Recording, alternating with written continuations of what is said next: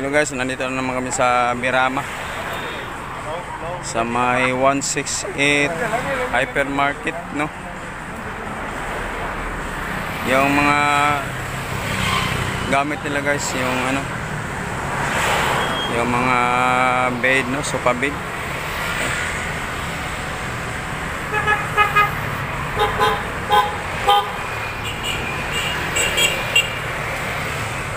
Yan namin kinuha yung mga gamit.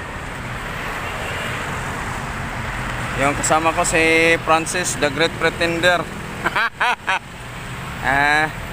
Saka naman ako guys.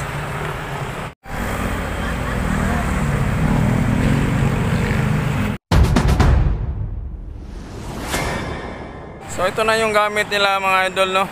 Yan. So sabi ng may-ari, mag-convoy lang daw kami kasi may motorsiklo siya mga idol, no? At itong nagtakip ng ano mga idol, si Francis the Great, yung helper ko mga idol.